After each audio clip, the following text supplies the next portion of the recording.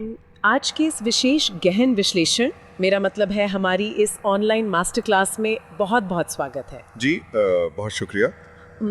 आज हमारे सामने कुछ बेहद दिलचस्प स्रोत और वैचारिक स्लाइड्स हैं बिल्कुल। जो इतिहास की एक ऐसी कहानी बताने वाली है जिस पर अक्सर कम ध्यान दिया जाता है। हाँ, अमूमन जब हम इतिहास की बात करते हैं तो बस राजा, युद्ध और किले ही याद आते हैं। सही कहा, लेकिन आज का विषय राजाओं की कहानी नहीं है। जी, ये तो पेट भरने के लिए किए गए 20 लाख साल के एक लंबे संघर्ष की कहानी है। एक शिकारी से किसान बनने का सफर। बिल्कुल। तो एक शिक्षक के रूप में मैं पहली स्लाइड स्क्रीन पर लाती हूँ।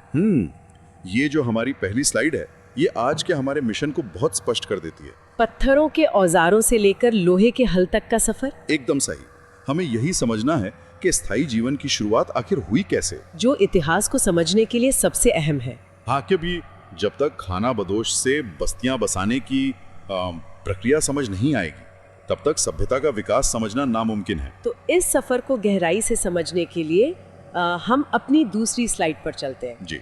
ये स्लाइड हमें सीधे 10,000 ईसा पूर्व में ले जाती है। प्लेस्टोसीन के खत्म होने का समय। हाँ, जिसे हम आइस एज भी कहते हैं, और होलोसीन यानी गर्म युग की शुरुआत। ये जलवायु का बहुत बड़ा बदलाव था। लेकिन एक सवाल आता है दिमाग में, मौसम के इस बदलाव का इंसान के पेट से क्या संबंध था?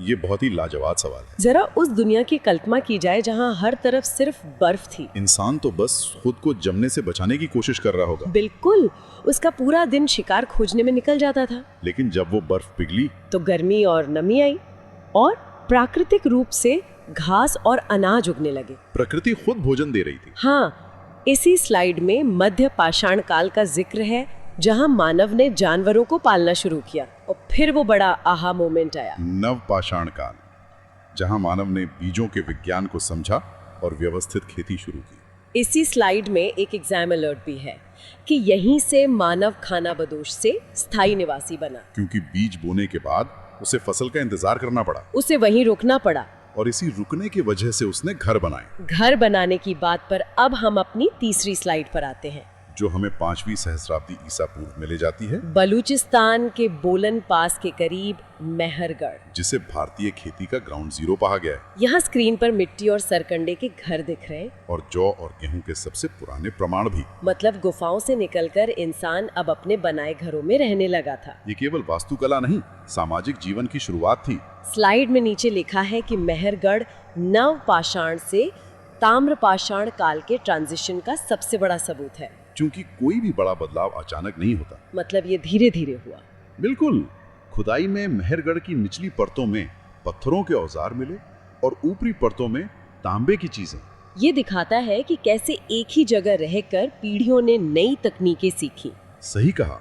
अब हम चौथी स्लाइड पर आते हैं, जहां एक बहुत बड़ा सवाल पूछा गया है। खेतों से शहर कैसे बने? हाँ, क्योंकि खेती तो सिर्फ पेट भरने के लिए शुरू हुई थी। ये सिंधु घाटी के बड़े शहर कहाँ से आ गए?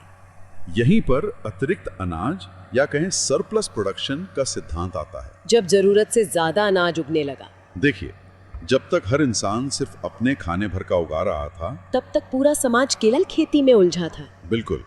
लेकिन जब तकनीक बेहतर हुई और अतिरिक्त अनाज उगने लगा, तो उस सरप्लस ने नई दुनिया के दरवाजे खोल दिए। सही। अब कुछ लोग खेती छोड़कर दूसरे काम कर सकते थे, जैसे बर्तन बनाना या प्रशासन चलाना। इसे ही श्रम विभाजन या स्पेशलाइजेशन ऑफ लेबर कहते हैं। इसी से शहरों का जन्म हुआ। 5वीं स्लाइड में हड़प्पा और मोहनजोदाड़ो के विशाल अन्नागार दिख रहे हैं। ये विशाल अन्नागार उसी अतिरिक्त अनाज को सुरक्षित रखने के सबूत हैं। एक तरह से उस समय के रिजर्व बैंक। एकदम सटीक तुलना है। और यहाँ एक बहुत बड़ा गौरवशाली तथ्य भी है। सिंधु घाटी के लोग दुनिया में सबसे पहले कपास उगाने वाले लोग थे। आज जो सूती कपड़े को इतना बड़ा वैश्विक उद्योग है, उसकी शुरुआत इन्हीं किसानों ने की थी। इसी उन्नत कृषि विज्ञान के कुछ और पुख्ता सबूत स्लाइड में है। जैसे कालीबंगा में दोहरी फसल वाले जुते हुए खेत। मतलब एक ही समय में 2 अलग फसलें। हाँ, जमीन का बेहतरीन उपयोग। और बनावली में मिट्टी का हल मिला है। धौलावीरा में तो पानी रोकने के लिए चेक डैम बनाए गए थे, जो आज के इंजीनियरों के लिए भी एक मिसाल है। सूखे इलाके में पानी सहेजना। मुख्य रूप से ये रबी की फसलें यानी गेहूं और जौ उगाते थे। यहाँ एक बारीक लेकिन अहम अंतर समझना जरूरी है। लोथल में चावल मिला है। लेकिन धान की भूसी केवल गुजरात के रंगपुर से मिली है। भूसी का मिलना बहुत महत्वपूर्ण है, क्यों? क्योंकि ये प्रमाणित करता है कि वहाँ सिर्फ बाहर से चावल मंगाया नहीं जा रहा था, बल्कि पूरी प्रोसेसिंग वहीं हो रही थी। यानी वो आत्मनिर्भर थे। बिल्कुल। अब एक बड़ी ऐतिहासिक छलांग लगाकर छठी स्लाइड पर चलते हैं। 1000 ईसा पूर्व का समय। उत्तर वैदिक काल में श्याम अयस यानी लोहे की खोज। इस लोहे की कुल्हाड़ी ने पूरी तस्वीर बदल दी। क्योंकि तांबा और कांसा तो नर्म धातुएं हैं। सही कहा।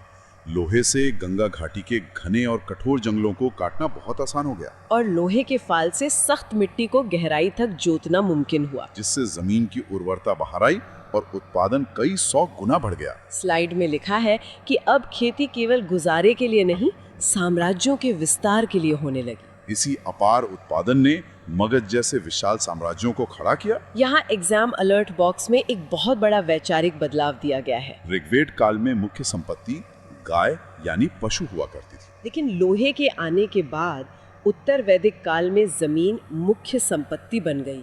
जब जमीन से इतना अनाज पैदा होने लगा कि राज्य का खर्च चल सके, तो जमीन की कीमत सबसे ज्यादा हो गई। संपत्ति की पूरी परिभाषा ही पलट गई। एक बहुत बड़ा सामाजिक बदलाव था ये। अब 7वीं स्लाइड की ओर बढ़ते हैं। स्क्रीन पर एक मिनी डिक्शनरी दिख रही है। वैदिक कृषि शब्द। पुराने शब्दों को समझना बहुत रोचक होता है। पहला शब्द है सीरा, जिसका मतलब हल है। दात्र यानी हंसिया, फसल काटने के लिए। तितु, जिसका अर्थ है छलनी। और एक बहुत खास शब्द है सीता। रामायण से पहले वैदिक साहित्य में इसका अर्थ हल की रेखा था। हाँ, हल जोतने पर जो गहरी रेखाएं बनती हैं, ये धरती की उर्वरता का पवित्र प्रतीक था। खेती अब सिर्फ काम नहीं, बल्कि संस्कृति का केंद्र बन चुकी थी। और एक पूरा विज्ञान भी, जो हमारी 8वीं स्लाइड पुख्ता करती है। यहाँ पाली ग्रंथों के अनुसार खेती के 6 वैज्ञानिक चरण हैं। जी, ये कोई तुक्के का खेल नहीं था, एक व्यवस्थित प्रणाली थी। पहला है कर्षि यानी हल चलाना। दूसरा विपितम मतलब बुआई। तीसरा उद्गम अभिनेतव्यम यानी सिंचाई। चौथा है निद्दापेतव्यम यानी निराई। खरपतवार हटाना बहुत वैज्ञानिक कदम है। बेकार घास को पहचानना जो पोषण छीन रही है। पांचवा चरण है लव्वपेतव्यम कटाई। और अंत में उपुना पेतव्यम यानी ओसाई। हवा की मदद से अनाज को भूसे से अलग करना। ये पीढ़ियों के अनुभव का नतीजा था। सच में बहुत उन्नत ज्ञान था। अब हम 9वीं स्लाइड की तरफ बढ़ते हैं, जो मौर्य काल के प्रशासन और कृषि प्रबंधन से जुड़ी है। स्लाइड में बताया गया है कि मौर्य काल तक राज्य द्वारा सिंचाई का प्रबंधन होने लगा था, क्योंकि कृषि अब राज्य की अर्थव्यवस्था का मुख्य स्रोत थी। गुजरात की सुदर्शन झील इसका उदाहरण है, जिसे अकाल से निपटने के लिए बनवाया गया था। और दक्षिण में कावेरी नदी पर बना कल्लनई बांध, जो इंजीनियरिंग का चमत्कार है और आज भी मौजूद है। इसी स्लाइड पर 647 ईस्वी का एक ग्लोबल फैक्ट भी दिया है। चीन ने भारत से चीनी शोधन सीखने के लिए मिशन भेजा था। गन्ने से दानेदार चीनी बनाने की रिफाइनिंग तकनीक। बिल्कुल, हम सिर्फ कच्चा अनाज नहीं उगा रहे थे, प्रोसेसिंग तकनीक में भी आगे थे। और अनाज सुरक्षित रखने के लिए प्राचीन कोषागारों को गोबर और मिट्टी से सील किया जाता था, जो एक प्राकृतिक कीटनाशक और नमी रोधक का काम करता था, एक तरह का एयर टाइट कंटेनर। तो आज की ये स्रोत सामग्री हमें एक शानदार सफर पर ले गई है। अब हम आखिरी 10वीं स्लाइड पर आते हैं, जो आज के सत्र का सार संक्षेप है। हमने देखा कि धान की भूसी रंगपुर से मिली। स्थायी जीवन नवपाषाण काल में शुरू हुआ। सीरा शब्द का अर्थ हल है और लोहे के आगमन ने इतिहास की धारा बदल दी। इन सब का विश्लेषण करने पर एक बहुत गहरा विचार सामने आता है। वो क्या? प्राचीन काल में लोहे जैसी तकनीक आने से संपत्ति की परिभाषा गाय से हटकर जमीन हो गई थी, क्योंकि कृषि तकनीक ने जमीन की ताकत बढ़ा दी थी। तो ये सोचना दिलचस्प है कि आज के तकनीकी युग में, जहाँ डिजिटल क्रांति है, भविष्य के साम्राज्य किस नई संपत्ति की नींव पर खड़े होंगे। इतिहास सिर्फ बीता हुआ कल नहीं, आने वाले कल के पैटर्न्स को समझने का विज्ञान है। बिल्कुल। इसी विचार के साथ हम आज की इस मास्टर क्लास को यहीं समाप्त करते हैं। इस लाइव क्लास और गहन विश्लेषण से जुड़ने के लिए बहुत बहुत धन्यवाद।